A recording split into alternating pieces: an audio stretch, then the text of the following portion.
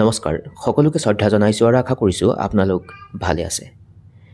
বিভিন্ন সময়ত ছাৰ বাইদেউসকল আমাৰ বিদ্যালয়বিলাকত বিভিন্ন ধৰণৰ কাৰ্যসূচীবিলাক অনুষ্ঠিত কৰা হৈ থাকে বিভাগীয় নিৰ্দেশনা অনুসৰি, আৰু আজি এটা বিশেষ কাৰ্যসূচী সম্পৰ্কে আপোনালোকক অৱগত কৰাবলৈ চেষ্টা কৰিম। আৰু এইখনে এখন পত্ৰ আছিল আচলতে, আৰু এই পত্ৰখনৰ এই অংশখিনিত উল্লেখ কৰিছে যে regarding conduct of science and maths olympiad under ৰাষ্ট্ৰীয় আৱিষ্কাৰ অভিযান, অৰ্থাৎ ৰাষ্ট্ৰীয় আৱিষ্কাৰ অভিযানৰ অধীনত বিদ্যালয় পৰ্যায়ত ছায়েন্স আৰু মেথছ অলিম্পিয়াড অনুষ্ঠিত কৰাৰ সন্দৰ্ভত বুলি উল্লেখ কৰিছে। আৰু তাৰিখ আছিলে এই পত্ৰখন পঠোৱাৰ 11/3/2025।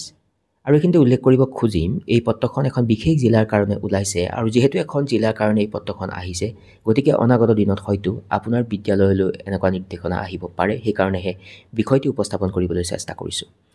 তাৰ পৰৱৰ্তী এই অংশখিনিত উল্লেখ কৰি লিখিছে যে সমগ্ৰ শিক্ষা অসমে IIT গুৱাহাটীৰ লগত কলাবৰেট কৰি ৰাষ্ট্ৰীয় আৱিষ্কাৰ অভিযানৰ অধীনত বিভিন্ন ধৰণৰ কাৰ্যসূচী গ্ৰহণ কৰি আছে 2024-25 বৰ্ষত।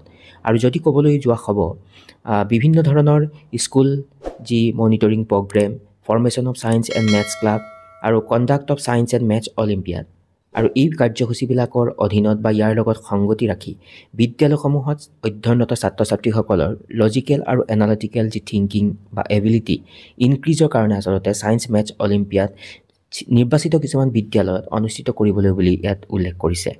তাৰ পাছত উল্লেখ কৰিছে যে দুটা পৰ্যায়ত এই মেথছ বা ছায়েন্স অলিম্পিয়াড অনুষ্ঠিত হ'ব। ব্লক লেভেলৰ কথাটো উল্লেখ কৰি লিখিছে যে বিদ্যালয়সমূহত এই ব্লক লেভেলৰ যি অলিম্পিয়াড, সেই অলিম্পিয়াড অনুষ্ঠিত কৰা হ'ব 20 মাৰ্চ 2025। আৰু তাৰ পিছৰ এই অংশখিনিত উল্লেখ কৰিছে যে এই অলিম্পিয়াড ছেকেণ্ডেৰী আৰু এলিমেণ্টেৰী দুয়োটা লেভেলৰ ছাত্ৰ ছাত্ৰীসকলৰ কাৰণে অনুষ্ঠিত হ'ব।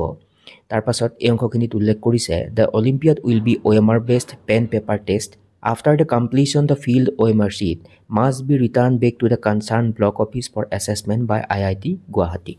অৰ্থাৎ যেতিয়া বিদ্যালয়বিলাকত এই অলিম্পিয়াড অনুষ্ঠিত হ'ব, সেই অনুষ্ঠিত হওঁতে কিন্তু পেপাৰ আৰু পেনৰ জৰিয়তে OMR বেচিছ হ'ব। আচলতে পেপাৰ আৰু পেন ছাত্ৰ ছাত্ৰীসকলে ব্যৱহাৰ কৰিব। তাৰপিছত ফিল্ড OMR ব্লকলৈ, কনচাৰ্ণ ব্লকলৈ উভতাই পঠাব লাগিব IIT গুৱাহাটীৰ এছেছমেণ্টৰ কাৰণে আচলতে, আৰু সেই সকলোখিনি আচলতে IIT গুৱাহাটীত এছেছমেণ্ট কৰোৱা হ'ব।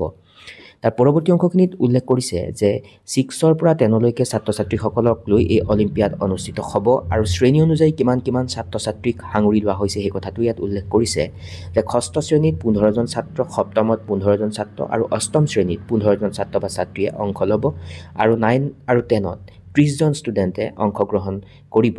আৰু এই অংশখিনিত এটা কথা লিখিছে যে total of 30 students combine from both 9 and 10 will participate. তাৰপিছত এই অংশখিনিত উল্লেখ কৰিছে এই যি অলিম্পিয়াড, এই অলিম্পিয়াড আচলতে 5টা মাধ্যমত অনুষ্ঠিত হ'ব। সেই মাধ্যমকেইটা হ'ল ইংৰাজী, হিন্দী, অসমীয়া, বেংগলী আৰু বড়ো। আৰু যেতিয়া জিলা পৰ্যায়ৰ পৰা আটাইতকৈ টপ হ'ব বা টপাৰজনে গৈ ষ্টেট লেভেলৰ যি এই অলিম্পিয়াড, সেই অলিম্পিয়াডত অংশগ্ৰহণ কৰিবলৈ সেই ছাত্ৰ বা ছাত্ৰীগৰাকীয়ে সুবিধা লাভ কৰিব। আৰু ষ্টেট লেভেলৰ যি অলিম্পিয়াডৰ প্ৰগ্ৰেম অনুষ্ঠিত হ'ব IIT গুৱাহাটীত। গতিকে এটা অতি গুৰুত্বপূৰ্ণ বিষয়, আৰু নিশ্চয়কৈ এই যি ছায়েন্স আৰু মেথছ অলিম্পিয়াডৰ কাৰ্যসূচীয়ে ছাত্ৰ ছাত্ৰীসকলক ক্ৰিটিকেল যি থিংকিং, সূক্ষ্ম বিশ্লেষণ কৰাৰ যিখিনি সক্ষমতা, বা সিহঁতে যুক্তিযুক্ততাৰ ক্ষেত্ৰত বা যুক্তিযুক্তভাৱে কোনো এটা বিষয়বস্তু বিশ্লেষণ কৰাৰ ক্ষেত্ৰত নিশ্চয়কৈ সহায় কৰে। আৰু সেইকাৰণে আচলতে ছায়েন্স আৰু মেথছ অলিম্পিয়াড অনুষ্ঠিত কৰা হয়, আৰু বিষয়টো অতি গুৰুত্বপূৰ্ণ, আৰু সেই উদ্দেশ্য আগত ৰাখি আচলতে উপস্থাপন কৰিবলৈ চেষ্টা কৰিলোঁ। আৰু যিহেতু বিষয়টোৰ গুৰুত্ব আছে, সেই উদ্দেশ্য আগত ৰাখি যদি সম্ভৱ হয় আগলৈকে শ্বেয়াৰ কৰিব। সকলো ভালে থাকিব। নমস্কাৰ, টেক কেয়াৰ।